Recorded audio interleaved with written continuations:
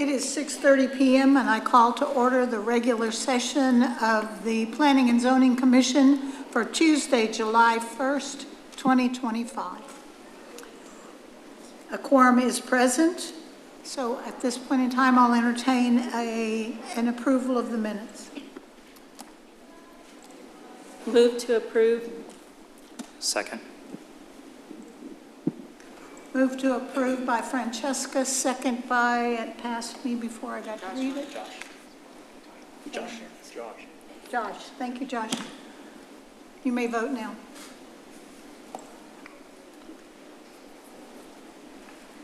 Motion approved, 7-0.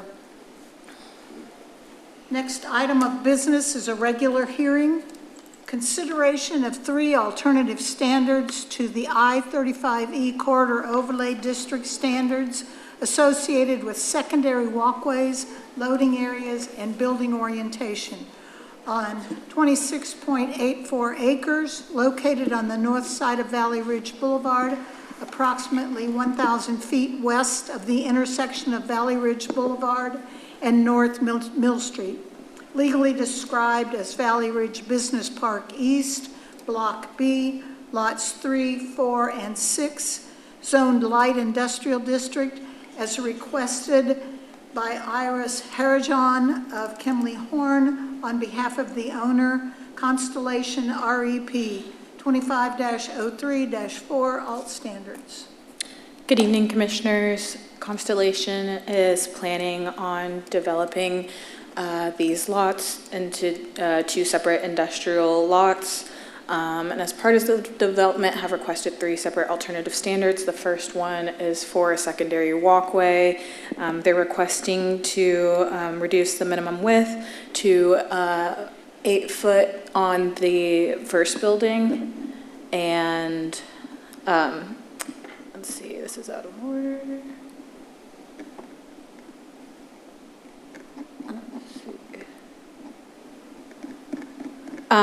But they're planning on reducing the walkways from 8 to 8 feet on the first building and to 10 foot on the second building. We have taken several alternative standards in the past for industrial facilities to reduce the walkway, as the standard was mainly developed for commercial retail properties within the I-35 overlay. So staff sees no issue with this reduction. The second alternative standard is to modify the building orientation. The current overlay regulations require that building front facades be parallel to the main frontage that they face. However, in the case of this lot, Valley Ridge Boulevard, which this lot faces, curves a bit. And so you see here that building 2 can pretty easily match this parallel requirement, but for building 1, if the building was to match, it would not fit on the current lot. And then additionally, there is a floodplain here that restricts the orientation of the building here as well. And so what's being proposed instead is for building 1 to match the same orientation as building 2. This works well for also aesthetically or architecturally matching, having matching buildings, so staff is also in support. The third alternative standard is to waive the screening requirement, 8 foot tall masonry screening wall of the loading docks. So the loading docks are right here. Based off of several things, mainly the elevation of this site, the proposed industrial site should, I believe, is going to be 15 feet below where the cemetery currently is. So the placement of an 8 foot tall masonry wall would not do much to screen. Additionally, there are some easements that prevent a masonry wall from being built right at the property line that's shared with the cemetery. So yes, the applicant has asked to waive that requirement. Additionally, there is some existing tree line that surrounds the property line that is shared with the cemetery and where the industrial site will be. The applicant has also proposed adding additional trees where there are currently gaps on this eastern portion to further screen. The city does allow, I think I said trees, but I mean shrubs. The city does allow shrubs to be placed within city easements. And we verified with our engineering and public services department that that shouldn't be an issue. Due to the sensitivity of this alternative standard with the cemetery nearby, staff has requested that the property owners get the support of the cemetery board in order to support this alternative standards. We've been in contact with the board and an initial conversation with one of the representatives. They seemed favorable. However, they did need to meet with the entire board to get a letter of support. That meeting has not had a chance to happen yet. As a result, staff is recommending that we table this item to a following Planning and Zoning Commission meeting so that we're able to obtain that support.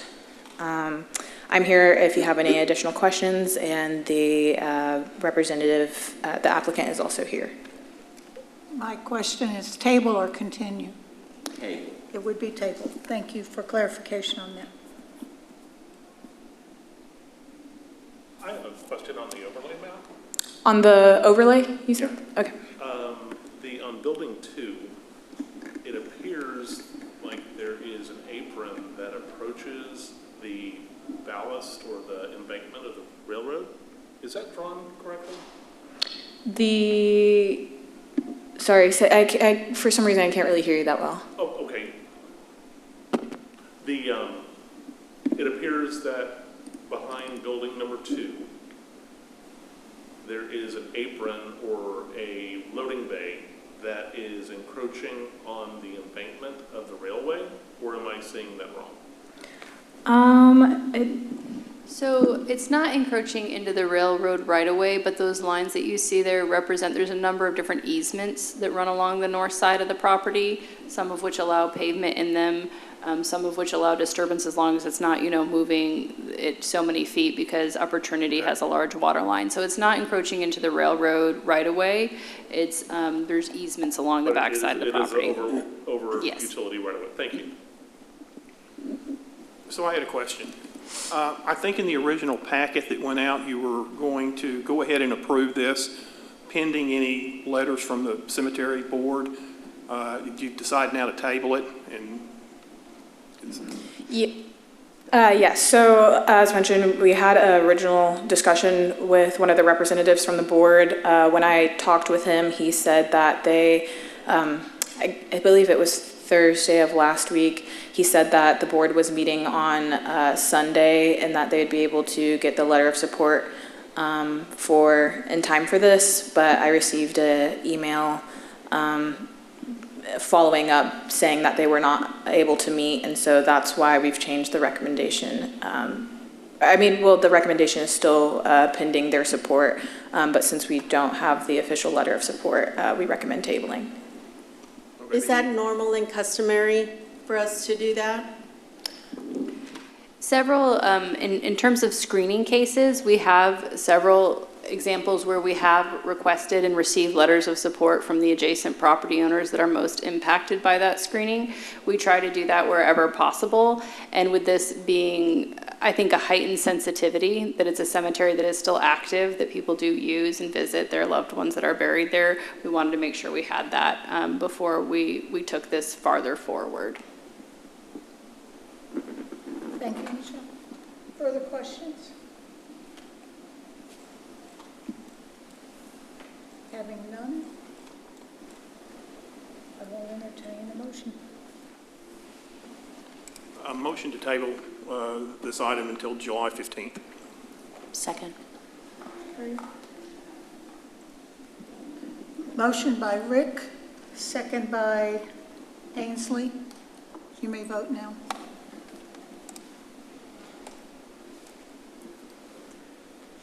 Motion carries 7-0 and is tabled until July 15th. Thank you, Commissioners. Next items are some public hearings. The first public hearing is consideration of a zone change from single-family residential R7.5 district to Old Town Mixed Use 1, OTMU 1 district on approximately 0.304 acres on land out of the J. Craft Survey, abstract number 295, located at 572 Richland Street, as requested by Deborah Lynn Wright, the property owner, 25-03-8Z. Good evening, Commissioners. Lily Sutton, planner. You might remember this case from the May 20th meeting. The applicant is requesting to rezone the property located at 572 Richland Street from single-family residential 7.5 to Old Town Mixed Use District 1. You may also recall from that meeting that we originally notified for the public hearing for Old Town Mixed Use District 2. But staff, after we notified, through more discussions of what the applicant was intending to do with the property, felt that Old Town Mixed Use District 1 was a better fit, both for the intended uses as well as the surrounding neighborhood. At the time, staff believed that because the new district was a less intensive district than what was originally requested, that we could continue forward with the public hearing. However, after the May 20th public hearing, we were notified by our legal department that we did in fact need to re-notify and then hold another public hearing. So we are bringing this back tonight after we have re-notified for Old Town Mixed Use District 1. Other than having to re-notify, nothing about the case has changed since you've last seen it. The applicant still intends to divide the lot into two and build a single-family home on each of the lots, and is still currently looking to occupy one of the units.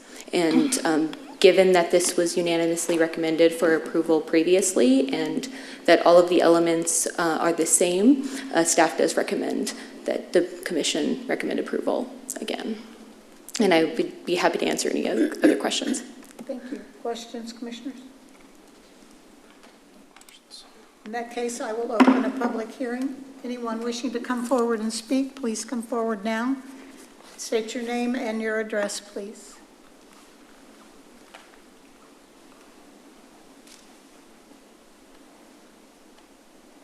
Having no one come forward, I will close the public hearing.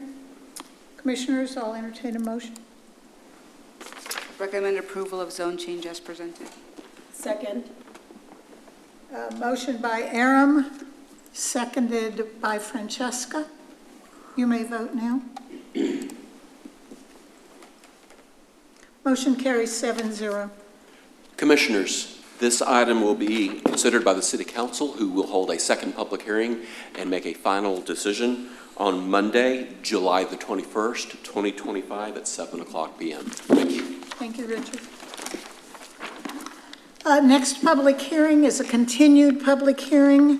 Consider amending section 2-2.2.1 definitions to add a definition of short-term rental units, amending Article 7, uses, parking requirements, supplemental use regulations, and certain district regulations, to amend the heading of Article 7 to uses, parking requirements, supplemental use and regulation, and certain distance and density regulations, to add a new section 7.4.3, rental, establishing distance and density location regulations for short-term rental units, and to repeal and delete section 7.2.1.5, interim prohibition on short-term rental of dwelling units. Thank you, Madam Chair. So the short-term rental, I know Richard gave this presentation at our last meeting that was on June the 17th. It is July 1st now. We did request to continue the public hearing to this meeting because we were still fine-tuning the language. We are actually still in a place we are fine-tuning that language with legal, and we want to make sure that whatever you finally see in terms of the actual code language will be what we're taking forward to City Council, so we don't have any changes between your recommendation unless you recommend the change as part of your motion to the City Council. So I'm just going to go through this just real quickly, just in case anyone is watching tonight for this item. We have been working on short-term rentals for quite some time now, and we initially adopted a limit. We initially did a 1-year prohibition. We adopted some permitting procedures. We adopted 130 active STR limit. We are then looking at now adding some density requirements because we are seeing certain neighborhoods where short-term rentals do seem like they're co-locating a little bit in a tight area, which magnifies the negative impacts on that neighborhood. So far we've identified 132 short-term rentals. There are several that we're working to get them in compliance in terms of permitting. They might not have known that they needed to be permitted, and we're trying to resolve that. We have had several different opportunities for public input and engagement, but if people still would like to give us their input, they can always email planning@cityoflewisville.com or call us here at the city. But most respondents do feel that there should be some limitations of short-term rentals in single-family zoning districts as well as in mixed multifamily districts as well.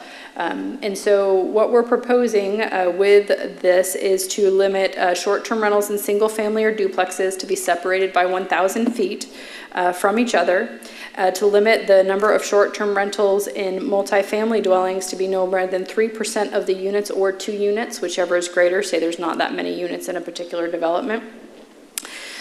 Anything that would be made legal non-conforming, say there's 2 short-term rentals today that exist within 1,000 feet of each other, they would be made legal non-conforming. That means they'd be able to continue operating as a short-term rental until such time as they cease that use.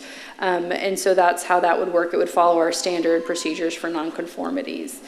So we're here to answer any questions, but again, staff's recommendation tonight is to continue this to the July 15th meeting, to open the public hearing and continue it to the July 15th Planning and Zoning Commission meeting so that we can get that final language before you all. I have a question. Yes, ma'am. So it says that new buyers would be allowed to use those properties as STRs as well. Mm-hmm. And so the language around the transference of permits, is that language going to be updated as well? Yeah, so we're working on updating the Code of Ordinances at the same time as we update the Unified Development Code. Because we have now the STR regulations in 2 places. Our Code of Ordinances is where we talk about the permitting procedures and needs, and the Unified Development Code is where we're going to, because these are distance separation requirements, they really do belong more in the Development Code with the zoning type regulations. Okay. Michelle, where did we get the 130?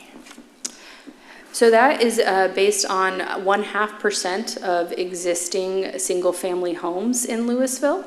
So that's kind of where that 130 was initially derived from. That's something that council might look at adjusting as well as we adopt these distance regulations. They might raise that a little bit. I believe with the Code of Ordinance amendments, we are proposing to increase that by a little bit. Remember to what? 150 units, because we are seeing we're getting close to 130. We don't want to have an oversaturation of them, and we don't believe we're there currently. So that would be in the Code of Ordinances, though, not in the Unified Development Code. So is the thought that the number we're looking for would be a hard static number, or would it be dynamic with population? So the way that it's drafted now, it's a hard static number, but it is something that we could adjust over time. Thank you. Mm-hmm. Further questions? One If more. not, no, go One more ahead. question. Has there been any economic review of the current impacts of short-term rentals in Lewisville and what these proposed changes may have on that? Yeah, so one of the requirements with the permitting is that they actually pay hotel occupancy tax. From our research to date, many of them have not been paying hotel occupancy tax. That is something that we can then enforce with the permitting process, or it's the grounds to potentially not renew a permit. So hopefully there is a benefit in terms of hotel occupancy taxes. Thank you. With that, I will open the continued public hearing. Anyone wishing to speak may come forward. State your name and address, please, for us.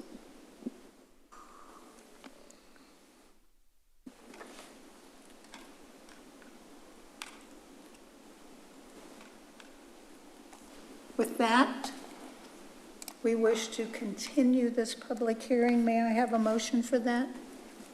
Motion to continue the public hearing to July 15th. Okay. Motion by Ainsley, second by Jack.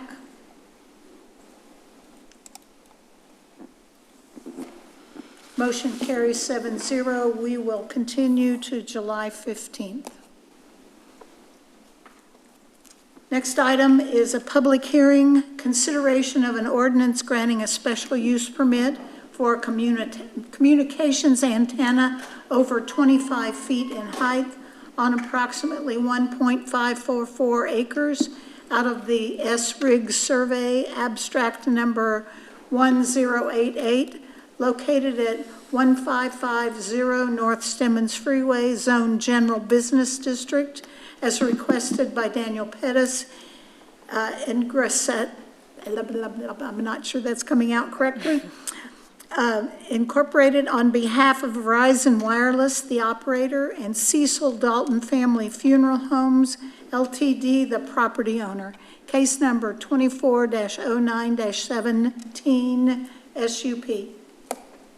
Good evening, Commissioners. Verizon Wireless is proposing a new 90-foot telecommunications tower to be located at the rear of the Dalton & Son Funeral Home. With telecommunication towers, they submit a propagation map that shows the level of coverage currently existing and what it would look like with the addition of a new tower. For both their LTE coverage and AWS coverage, the level of coverage improves for their surrounding area. Telecommunications is a very important service for residents and business owners in Lewisville, and so staff does not see this as having any sort of negative impact. The base of the tower will be screened with a wrought iron fence with a living screen species being crossvine on it, so it will help a bit also with some of the beautification nearby. Yeah, staff recommends approval. Staff recommends that the Planning and Zoning Commission recommend approval of the SUP as presented. Thank you. Questions, Commissioners?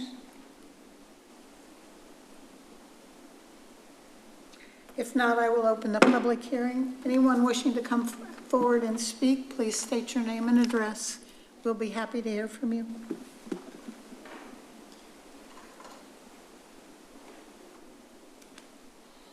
Having no one come forward, I will close the public hearing. Commissioners, I'll entertain a motion. Can I make Oh, a you have a statement real question? quick? Sorry. No, I live in the yellow/red area, and so I'm really excited about this. I just want to make that statement because we're in a dead zone up there, so we're really excited about this. That's all. That counts. Okay. There's a lot of development going to come that way, too. So, okay, Yeah. there is a motion by Rick Yeah, and a second. Oh, Yeah, motion to approve the special. and a second by Francesca. You may vote now. This one's for Ainsley. You flustered us. I'm sorry. Motion carries 7-0. Commissioners, this item will be considered by the City Council for a second public hearing and a final decision on Monday, July the 21st, 2025 at 7:00 p.m. Thank you. Next item is the final public hearing, a consideration of a zone change from light industrial district to planned development light industrial district, which is PD-LI district on 20.11 acres, legally described as lots 3AR-1 and 3AR-2, Block J, Vista Ridge, located at 800 State Highway 121 bypass and 2780 Lake Vista Drive, as requested by Haft Associates Incorporated, the applicant, on behalf of Bank of America N.A., the property owner, 25-04-4PZ. Good evening, Commissioners. And so I want to start with just sort of a short recap of the recent changes that impact warehouse distribution and manufacturing facilities. The first set of changes were adopted on December 9th of 2024, and that did not require the special use permit. That just added some additional standards for landscaping and orientation and such. That was the same day that a concept plan came in for this particular property. And so after that, a little while after that, we did also adopt special use permit standards. Those would not apply to this property. And so we've been working with the developer just because of the timing of how this project came in to do a plan development, just to add clarity and certainty and balance the current standards with those that were in place prior to December 9th, 2024, when they made their application, in the spirit of working with everyone who was coming in and working with the city prior to the rules and regulations changing. So this property is zone light industrial. Their existing offices have been vacant for over a year now. And so the applicant is proposing to do a warehouse light industrial type building. And I wanted to kind of just go through just a little bit of what this plan development outlines and does. And so let me pull up the concept plan for you tonight. The other thing I wanted to make mention of is that in front of you tonight, you do see a revised concept plan. The revisions are very slight. They are very slight driveway modifications to meet our maximum driveway width. That's something that's fairly minor and would have been approved at a staff level at the engineering site plan anyway. We just wanted to go ahead and give you the latest and greatest. So they're not changing the building square footages or anything like that. It was just some minor tweaks to the driveways and then also correspondingly to the fire lanes to follow those driveway tweaks. And then with the standards that are before you, the standards were revised to add, they do plan to do 20% windows on the front facade, which is a very high percentage of windows for this type of development. And they're also planning to do 35 awnings.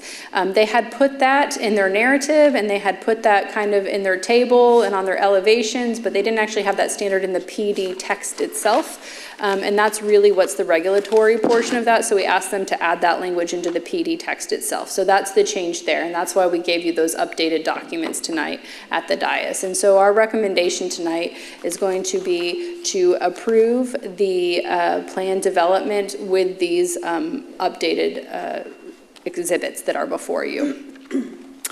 But to kind of go back to uses, so this would then allow warehouse distribution uses and manufacturing light intensity uses. They're also asking to allow wholesale uses by right, provided that there is no outside storage. So it would have to be fully contained within the building. Typically, they would be allowed 10% outside storage. In order to feel comfortable allowing wholesale uses, staff requested that they prohibit outside storage associated with wholesale uses. But with that provision, staff is comfortable with the wholesale uses being a permitted use in this area. The primary difference with landscaping is the landscape strip. So they are requesting a landscape strip that's a variable width strip. The minimum is 10.3 feet along Sam Rayburn Tollway and 13 feet on Lake Vista. However, it averages 23 feet on Sam Rayburn and 20 feet on Lake Vista.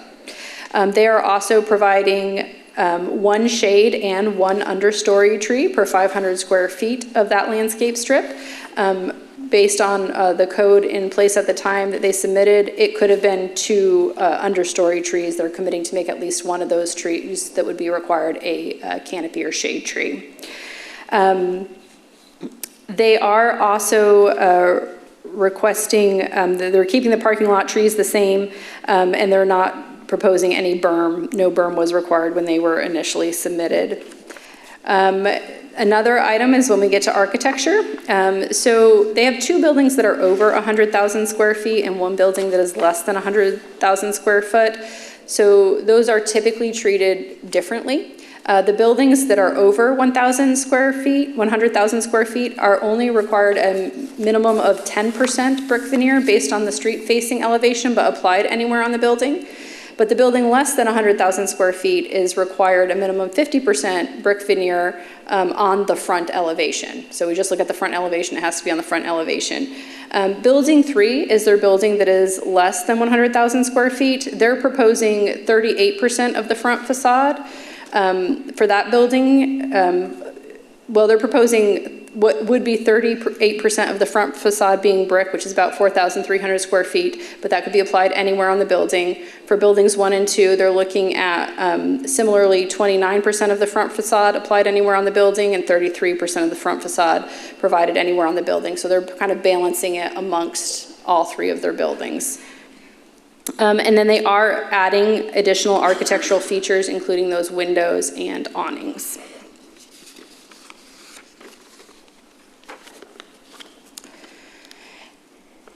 In terms of screening, at the time that they submitted the concept plan, no screening was required, and currently it's a 12-foot masonry tilt wall. They are putting a 12-foot tilt wall on the external sides, not internal to the development, but if you're on a street side where you would see it from outside of this development, they are proposing the tilt wall there. And then they are also doing a 15-wide landscape strip with 1 canopy tree every 20 feet and 1 ornamental tree every 30 feet and a continuous row of shrubs along the length of the south and western portion, which is along the levee district and along the trail. So they've really tried to emphasize the screening and the landscaping along that south side of the property based on staff's direction to help screen the trail from the truck courts. Their parking standards are very in line with what warehouses need.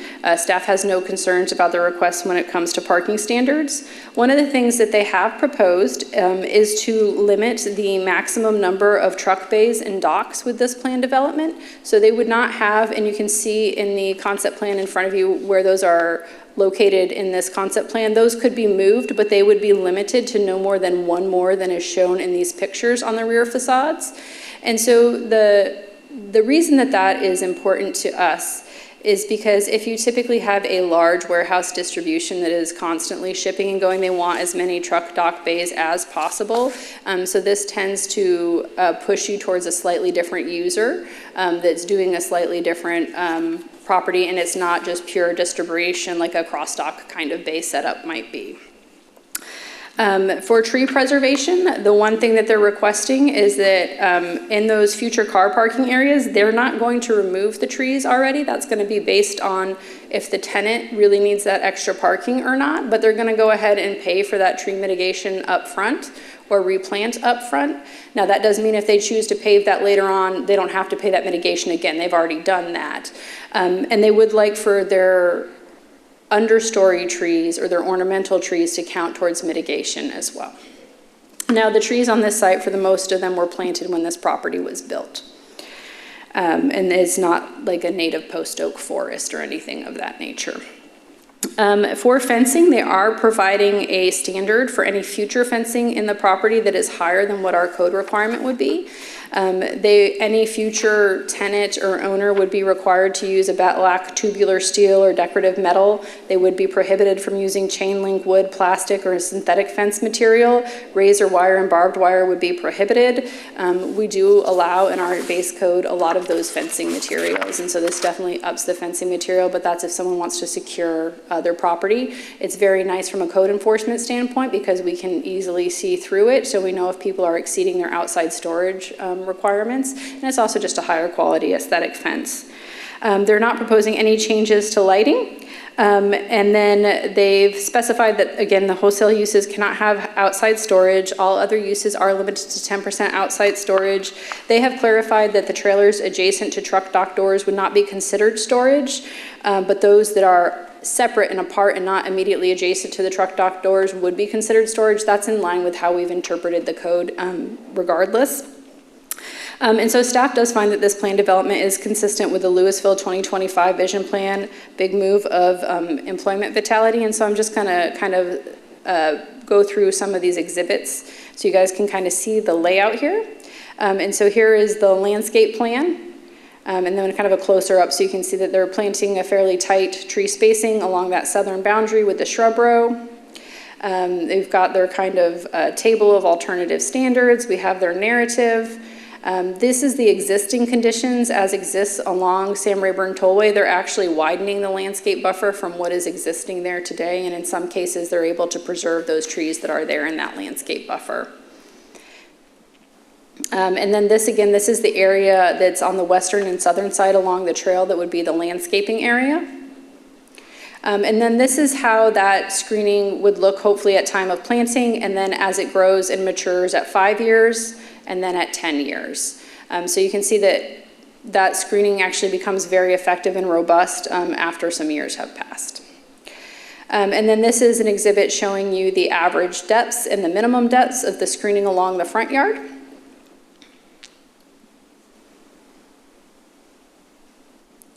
And here you can see some of the 1 year of the landscaping along the front, the 5 year and the 10 year, the 1 year, the 5 year, and the 10 year. Some of those trees that are very large in the beginning are some of the ones that are being able to be preserved.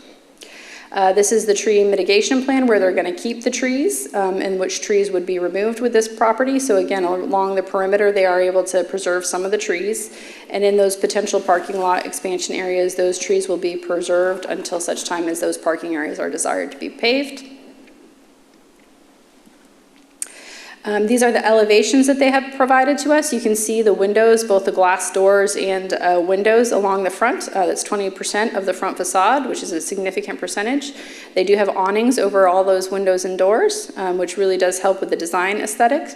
They're using their brick and concentrating it at the end caps and at the middle where you have your kind of entrances to the building. And they do have these kind of brick awnings that come out over the main entrance just to accentuate those as well.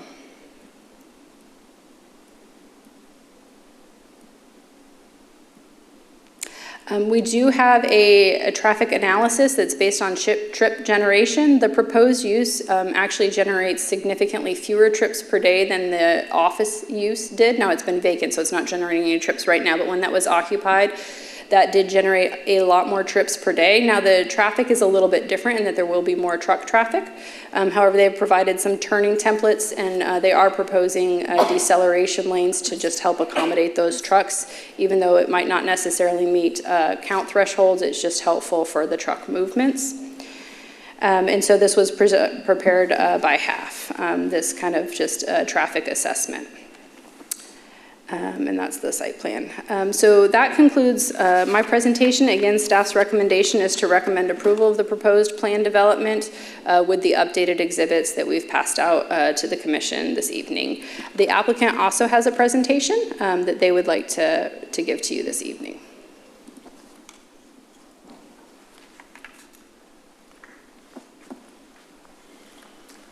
Thank you, Michelle. Good evening. Hi. First, I want to say to the Planning and Zoning Commission, thank you for serving, and to happy 4th of July. My name is Scott Krikorian. I've been with Trammell Crow Company for 38 years. You've got amazing staff here, and I know we see most of our communication has been with Richard and Michelle. They've been great. I'm sure there's a vast team behind them, but they've done a great job. We have worked closely with them to work through the City of Lewisville's intensive review process, and we're proud that staff is supportive. A little background on Trammell Crow Company. I think that really if we're going to give you kind of a vision of what we're thinking about the property. So one, we thought we'd tell a little bit about ourselves. We were bought by CBRE in 2007. CBRE is a Fortune 150 company. They're very institutional. We're not country club capital. Our company and our partners own best-in-class real estate. That's what we do. A picture of our local business unit. Trammell Crow Company started here in Dallas 75 years ago. Currently, we have about $2 billion in process. The big project that we have right now is on Knox we're doing a auberge hotel and a condo and apartments and 100,000 feet of retail and some office space. But this group that's before you is the industrial team, and we have developed 32 million square feet or 48 buildings in the last 15 years. This is what's existing. You saw Michelle present it. There is 2 tilt wall office buildings and 2 massive parking garages on each corner and a large parking field in front. The suburban office market has been destroyed by the pandemic. There's really nobody willing to step up to lease this. This property was taken back by Bank of America, and Trammell Crow Company is purchasing it out of foreclosure. This is a great little picture to illustrate what Michelle was talking about. This is the existing landscape along 121. You can see it's just a little row. There's 16,000 feet that's on the property that's designated for that landscaping. We're almost doubling that. So I'm going to give you some pictures that she showed also and talk a little bit about it. This is actually a very similar product to what's there currently in the tilt wall construction. People will drive up like an office building, front park. The back is hidden, and you'll see that, which Michelle showed you also a minute ago. But some of the design enhancements, we used a very high-end retail building as inspiration to come up with this. You have brick on the front entries with outlined by form liner on the sides. Give me another picture here. Glass across the front with the awnings that sit over those bays. Brick entry awning, which she showed you that, and really kind of a dark brown accent all throughout on those finishes like the lights and the canopy. So now, this is obviously very expensive, and also we're going to talk about the landscape in the back. This has been very expensive, and we're looking for the highest rents. So the question is, who will be the tenant that will lease this? And it's shallow bay, means there's going to be a lot more things performed in the warehouse. It's going to be much more tech-oriented. It's going to be like 100% air-conditioned. The visibility will attract those employees, and the rear load means it's higher image. All this goes towards creating jobs. And we do not want a bulk warehouse. We do not want forklift drivers. What we want is a company that is going to, hopefully this is going to be 100% air, it's going to be a higher office, similar to these type of users. These are example of tenants in DFW that sign leases that we want to attract to Lewisville. They're white-collar jobs, higher education, technology, and research. They're defense contractors, they're fiber optics, they're electronics, they're medical equipment. And what this means is we track these deals. These deals have happened in the last year and a half in the North DFW market. And that you can see that we track the number of employees that are hired there. And basically what it works out to is that it's about 1 employee per 1,000 square feet that you build. So we're building 316,000 feet. Roughly, if you follow this data, that represents about 316 jobs. So as we worked with Richard and Michelle, it was clear the parameters of the PD. 1, make it beautiful or look nice, however you want to say it. 2, push it away from the lake. And 3, create a green screen to obstruct the view to the project. So we pushed the project as away from the lake as we could. But we still have 76% more landscaping up front and 87% more landscape area than what is existing.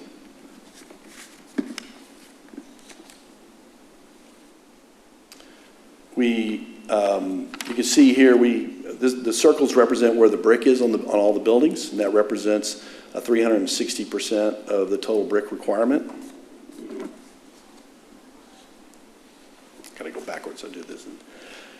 And then now I'm going to shift to the southern end of the site along the jogging trail on the lake. Obviously very important to have this screened.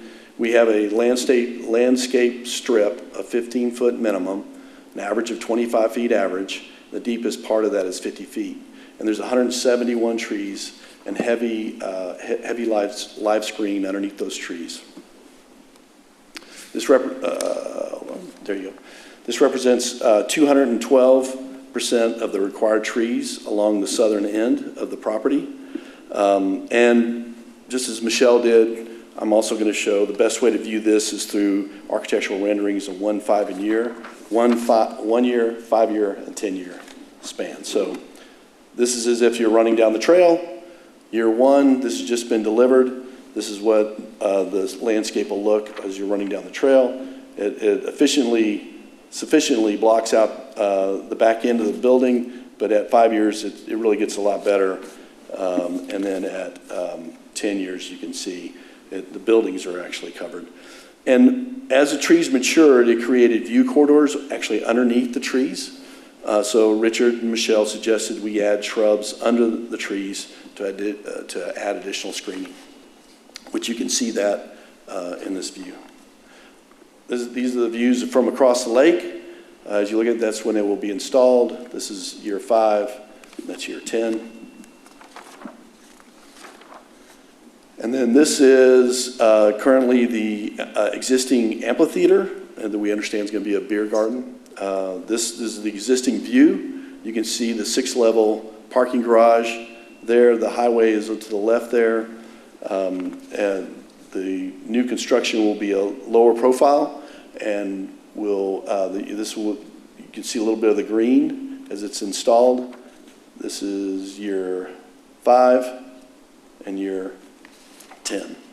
And finally, I think Michelle pointed this out, this is the view actually from Lake Vista and 121 as people pull on that intersection. Those trees are existing. We're going to maintain those, but if you did have a view of the office building through the trees, it would look much more like an office building than necessarily a warehouse building. So this is 1 year, 5 year, 10 year. So we have spent a lot of time with Richard and Michelle working through this PD to give the city of Lewisville assurance of the design quality, and we are proud that the staff supports us. We want to thank you for serving, thank you for your time, and happy 4th of July. Thank you. Commissioners, questions? Just a quick question. Is this the buildings that Mr. Cooper was in? The Yeah, old Chase building? that's right. Okay, so that's all going to be raised, and this project's going to go in there? That's right.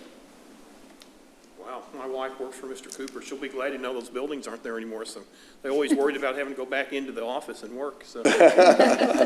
They'll be gone. It's amazing to me because I remember when they were built, and it was, that whole office park. It was, but I do believe still this is a great alternative, and I think the type of product we're putting there is going to attract businesses I think we'll all be proud of. So just one more quick question. That intersection there with the 121 frontage road and like Vista Drive, it's just a normal intersection. What's the traffic going to be like? Now, I'm sure I know when Mr. Cooper was there, those buildings were full and there were 1,000 people in there. So yeah, there's not going to be any issues with kind of overloading that intersection there with people. Cars. No, I think the traffic study confirmed that it would actually be less. Okay. And Mr. Cooper, it was a call center, and you saw those 2 parking garages they had there. It was, the activity there was significant, and this would be much less. I think they had, I don't, it's kind of a guess, but I bet they were 5 per 1,000 on the number of people that were in that building. It was packed. It was. Yeah. Times change. It is. I think it's going to be very nice. It looks like it's going to be very nice. A nice setup there. So. Thank you. Questions from this end? I have a question. Go ahead. What is the attraction of the PD light industrial over just the light industrial zone? I'm not a developer, so I don't know. Well, we would rather not do the PD. But it was clear that was the only way that we could move forward, and is that the city of Lewisville wanted to make or have input into the plan. Okay. And so that's really what's happened over the last, honestly, it's probably been, I don't know, how long we've been talking, 6 months, 5 months, and negotiating. It's kind of a negotiation about, I need a little more landscape here. I need, you need to come, you need to do this. I need, the building needs to be a certain square footage to justify all this money we're spending on this other stuff. It was so a PD allows the city of Lewisville to basically discuss specifications to the building and the site. Okay, thank you. Other questions? If not, I will open the public hearing. And Mr. Daniel Box is here to answer questions, should you have any, but I think we're pretty well informed. But the public hearing is open. If you wish to speak to us, please come forward, state your name and your address, and we'll be happy to hear from you.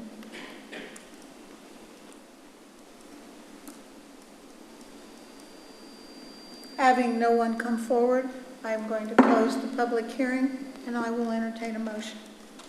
Motion to approve the Motion by zone change. Francesca. Thank you. Second. Second by Aaron.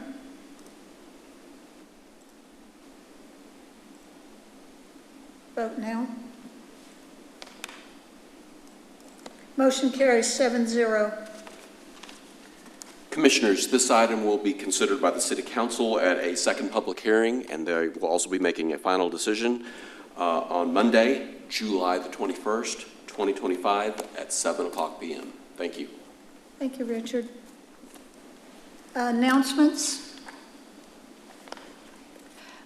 We are obviously having the last Sounds of Lewisville tonight, which I hope you all have time to enjoy after this with the drone show and fireworks. Thank you. I would also like to say our heroes are John and Patty. Thank you.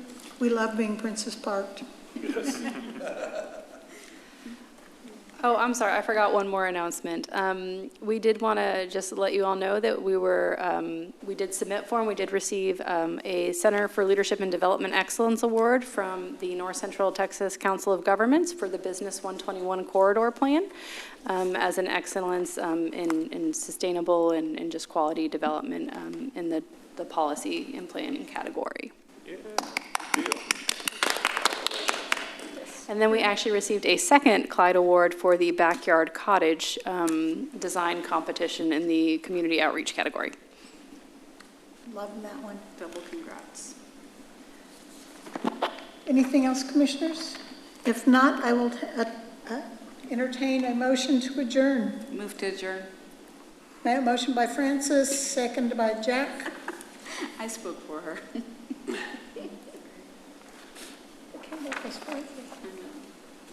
See, somebody else can't tell you. Her finger was faster, my mouth was faster. Motion carries 7-0. We are adjourned.